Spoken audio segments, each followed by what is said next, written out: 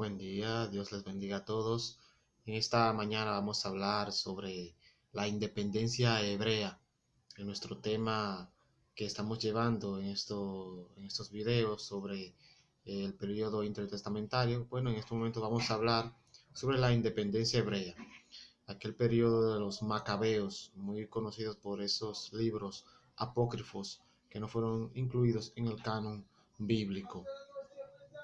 La dinastía de los Macabeos, una de las familias gobernadoras a la larga historia judía, fue la de los Macabeos, de la cual vamos a hablar en este video. El padre de esta familia era un sacerdote anciano llamado Matatías, y quien vivió en el pequeño pueblo llamado Modín, al occidente de Jerusalén, muy cercano a la frontera de los filisteos. Tenía 5 hijos: Juan, Simón, Judas, Eleazar y Jonatán. Matatías fue el líder de la revuelta que puso a su familia al frente de la vida nacional judía. Comúnmente se les llamaba los Macabeos. Se supone que era un apodo que significaba algo así como martillos. Esta dinastía habría de tener una tremenda influencia por generaciones sobre la vida hebrea. Durante los días más oscuros de la persecución de Antíoco en los años 167 a.C., se presentó un evento en Modín que dio comienzo a la revolución.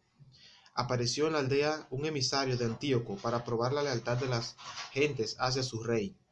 Construyó un altar a Zeus y ordenó a Matatías y a sus hijos, siendo los ciudadanos directivos, ofrecer sacrificios al dios pagano con la promesa de una recompensa muy grande y el favor del rey. El sacerdote anciano, desde luego, rechazó la orden. Cuando se presentó un hombre más joven para cumplir la orden, Matatías, incapaz de controlar su enojo, avanzó y mató al hombre, y luego mató al emisario del rey.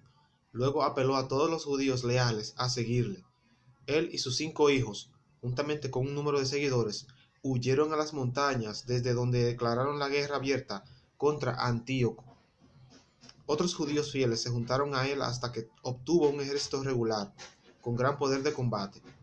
Judas, uno de sus hijos, tomó el cargo de su padre, puesto que éste ya era demasiado anciano. Judas era capaz de inspirar confianza, pudo planificar, era un gran luchador y tenía valor.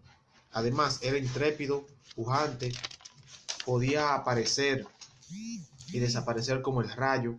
Judas Macabeo llegó a ser el militar más espléndido de su raza. Era preciso tener un hombre así para alcanzar la independencia de los Seleucidas. Aprovechando la ventaja de la ausencia de los sirios, Judas y sus fuerzas entraron a Jerusalén y limpiaron el templo. Recordamos que Antíoco profanó el templo, hasta ofreció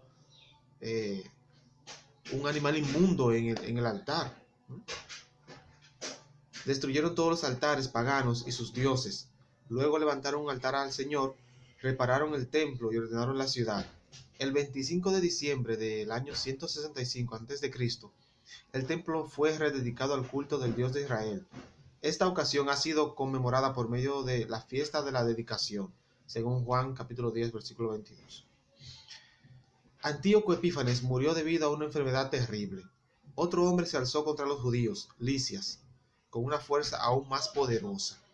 Tenía una infantería de 100.000 hombres, 20.000 de a caballo y 32 elefantes de guerra. Judas se dio cuenta de que no podía enfrentarse a él en batalla. Lisias venció a Jerusalén, pero llegó un informe de serios problemas en Antioquía y Lisias tuvo que retirarse. Sin embargo, antes de salir llegó a un acuerdo con Judas, a quien garantizó para todos los judíos el privilegio de la libertad religiosa. Así Judas ganó por lo que Matatías oró. Nuevamente los judíos podían adorar a su Dios sin ser molestados, pero aún no eran libres políticamente. Los helenistas no cumplieron con su acuerdo, surgiendo nuevos disturbios. Judas tenía que pelear nuevamente contra los sirios.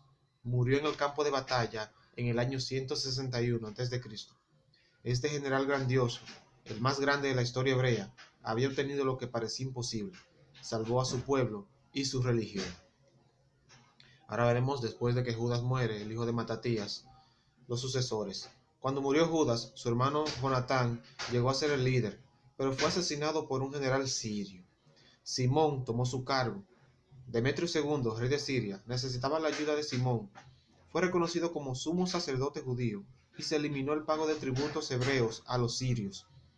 Este pacto, hecho en 143 a.C., era el comienzo de una nueva era en la historia hebrea. Finalmente obtuvieron su independencia política.